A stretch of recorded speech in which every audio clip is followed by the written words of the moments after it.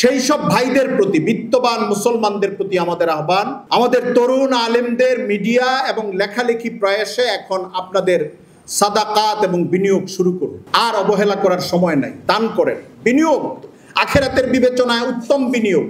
এই বিনিয়োগটা যারা করেন তারা তরুণ আলেমদের মিডিয়া উদ্যোগগুলো, তাদের পথ চলাগুলো, তাদের লেখালেখিগুলো, প্রকাশনাগুলো, এগুলো বিকাশের জন্য কাজ করুন। এগুলোর মধ্যেও তারা দান করুন এবং সহযোগিতা করুন। যদিও এখনকার প্রযুক্তি এমন যে মানুষের একটা বক্তব্যই একটা সাহিত্য হয়। এখনকার পৃথিবীতে প্রযুক্তি ওই জায়গায় চলে গেছে। আমি আমার তরুণ বন্ধুদের সঙ্গে অনেক সময় বলি যে সাহিত্য লিখিতও হয়, সাহিত্য মৌখিকও হয়। আমাদের অনেক তরুণ আলোচক দরকার, আবার তরুণ লেখকও দরকার, কিন্তু এই দুইটার উৎসই সাহিত্য চর্চা। ওই মানুষের পক্ষে অত্যন্ত সুগ্রন্থিত, যৌক্তিক, চমৎকার ইসলামকে উপস্থাপন করার জন্য বক্তব্য প্রদান করা, পেশ করা কঠিন, যার ভেতরে সাহিত্যের কোনো চর্চা নেই। লেখা তো কঠিনই। এই জন্য আমরা ইসলামী লেখক ফোরামের যে ছোট ছোট উদ্যোগ, তাদের সামর্থ্য অনুযায়ী আবার আগের না করার তুলনায় বড় উদ্যোগ, আমি মনে করি যে এটা ধারাবাহিকভাবে চালিয়ে যাওয়া অনেক বড় বিষয়, অনেক গুরুত্বপূর্ণ বিষয়। মুফতি এনায়েতুল্লাহর একটা বক্তব্য থেকে জের নিয়ে শেষ কথাটি বলে আমি শেষ করব। বাংলাদেশের সমাজে যারা দ্বীনি কাজে সহযোগিতা করেন, আমি আলেমদেরকে বলবো না, তাদের হয় কি এমনিতেই 12 হাত নিয়ে চলতে হয়, 10 হাত নিয়ে চলতে হয়। মাদ্রাসা পরিচালনা, তাদরিস পরিচালনা, বোর্ডিং পরিচালনা, মানে আমাদের প্রত্যেকটা প্রত্যাশার জায়গা আলেমদের ক্ষেত্রেই, যারা দায়িত্বশীল, যারা কাজগুলো করেন। কিন্তু তারপরেও আমরা জানি যে তাদের কাজের পরিধির সীমাবদ্ধতা আছে। বাংলাদেশে সরকারি সহযোগিতা আলেমরা পান, রাষ্ট্রীয় কোনো বরাদ্দ নাই, প্রতিষ্ঠান চালানোর জন্যও না, সামাজিক কাজের জন্যও না, বিশেষ প্রতিভা বিকাশের জন্যও না। অনেক মিষ্টি মিষ্টি কথা পলিটিক্যালি দুনিয়ার লাইনের পলিটিশিয়ানরা বলেন, যারা ক্ষমতায় গিয়েছেন অথবা যান, তারা বলেন আমরা এই সঙ্গে আছি। আমরা অনেক সময় বলি যে 1971-এর 16 ডিসেম্বরের পর থেকে আজকে 2025-এর এই আগস্ট মাসে এই সময়টা এসেও আমরা বলবো যে স্বাধীনতার পর থেকে এই পর্যন্ত নিয়মতান্ত্রিক খরচ, প্রতিষ্ঠান পরিচালনার, উস্তাদদের বেতন, মাদ্রাসা পরিচালনা, যেটাকে এমপিও ভুক্তি বলি, বাংলাদেশের কোনো গভর্নমেন্ট স্বাধীনতার পর থেকে এই পর্যন্ত 1 লাখ টাকাও কোনো কওমি মাদ্রাসাকে দান করেনি। এর মধ্য দিয়ে এই কওমি মাদ্রাসা চলছে, এর মধ্য দিয়ে যাত্রা চলছে। কিন্তু আমার আহ্বান, যারা দ্বীনি কাজগুলোতে খরচ করেন, অনেক হয়েছে অপেক্ষা। আমাদের বয়স 50 বছর পার হয়েছে, তারুণ্য পার হতে হতে এখন প্রৌঢ়ত্ব অথবা বার্ধক্যে চলে এসেছি। এখন মুখ খুলে বলার সময় হয়েছে।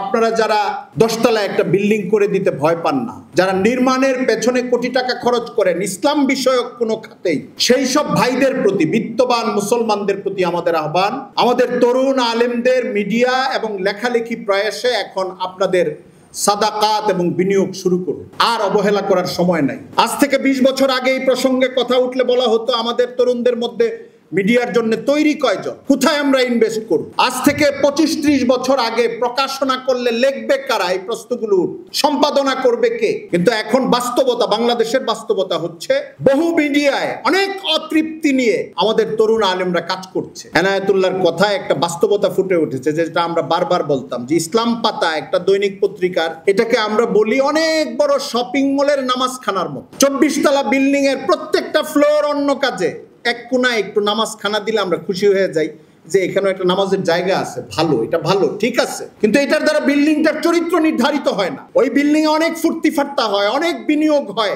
অনেক বিনোদন হয়, অনেক দুষ্টামির অনেক আয়োজন আছে। বিল্ডিং কে প্রতিনিধিত্ব ওই নামাজের পাঞ্জেগানা করতে পারে না, বরং ওইটা হইলো জরুরত মিটানোর জন্য অল্প কিছু মানুষ ওইখানে 5 ওয়াক্ত নামাজটা পড়ে আসে। একটা ইসলামী বিল্ডিং এর যেরকম অভাব আছে, এটা প্রতীকী অর্থে বলেছে, বিল্ডিং এর ইসলামী কোনো রূপ নাই। একটা বিল্ডিং কে ইসলামী বিল্ডিং, এইটা বুঝতে গেলে এটার যে শেপ হওয়া দরকার, একটা মিডিয়ার টোটাল অবস্থা, নিউজ, ভিউজ, সম্পাদকীয়, ফিচার, টোটাল ন্যারেটিভের সবগুলো জায়গায় ইসলাম থাকা, ইসলামের পক্ষপাত থাকা, ইসলাম বিরোধীদের প্রতিরোধের ব্যবস্থা থাকা, এটা বাংলাদেশে এখনো হয়ে ওঠে নাই, প্রভাবশালীভাবে হয়ে ওঠে, আলেমদের হাতে হয়ে ওঠে নাই। আমি আবারও বলবো, যারা দ্বীনি কাজে, ধর্মীয় কাজে মহাব্বতের সাথে দান করেন, বিনিয়োগ আখিরাতের বিবেচনায় উত্তম বিনিয়োগ, এই বিনিয়োগটা যারা করেন তারা তরুণ আলেমদের মিডিয়া উদ্যোগগুলো, তাদের পথ চলাগুলো, তাদের লেখালেখিগুলো, প্রকাশনাগুলো, এগুলো বিকাশের জন্য কাজ করুন। এগুলোর মধ্যেও তারা দান করুন এবং সহযোগিতা করুন।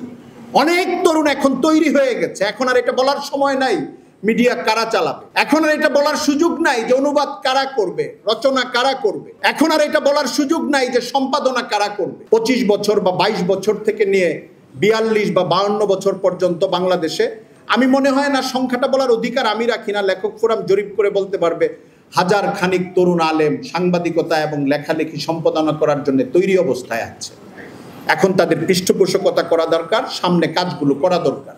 বাংলাদেশে যদি ইসলামকে বুদ্ধিবৃত্তিকভাবে আমরা প্রাধান্যের জায়গায় রাখতে চাই, বাতিল শক্তিকে পরাজিত করতে চাই, এই জায়গাটা এমন, এটা তাৎক্ষণিক রাজনীতিকে প্রভাবিত করে, তাৎক্ষণিক শিক্ষাকে প্রভাবিত করে, তাৎক্ষণিক সামাজিক উদ্যোগকে প্রভাবিত করে, নেরেটিভগুলো, সাহিত্যগুলো, তাদের বুদ্ধিবৃত্তিক বাজে চর্চাগুলো, এই জায়গাটায় লড়াই করার মতো আমাদের উপযুক্ত ফোর্স যদি আমরা তৈরি রাখতে না পারি, আমরা বিনিয়োগ করতে না পারি, তাহলে একটা সময় হবে আমাদের মধ্যে যোগ্য তরুণেরা যারা ভালো লিখতো লেখালেখিটা ছেড়ে দিয়ে অন্য কাজে মনোযোগটা বাধ্য হয়ে বেশি দিতে হবে।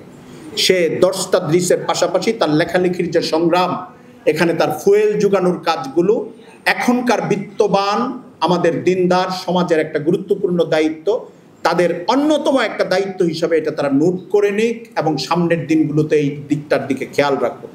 আমি লেখক ফোরামের আজকের এই সম্মেলনের যারা আয়োজন করেছেন, চমৎকার একটা স্মারক উপহার দিয়েছেন এবং বিশেষ করে প্রবীণ লেখকদেরকে পদক দেওয়ার যে ব্যবস্থা করেছেন, এই সবগুলো উদ্যোগের জন্য আমি মুবারকবাদ জানাই, শুকরিয়া জানাই। আল্লাহ তাআলা লেখক ফোরামের পথ চলাকে গতিশীল করুন, সামনে আরো বেগবান করুন। ওয়া আখিরু দাওয়ানা আলহামদুলিল্লাহি রাব্বিল আলামিন ওয়া মা আলাইনা ইল্লাল্লাহ।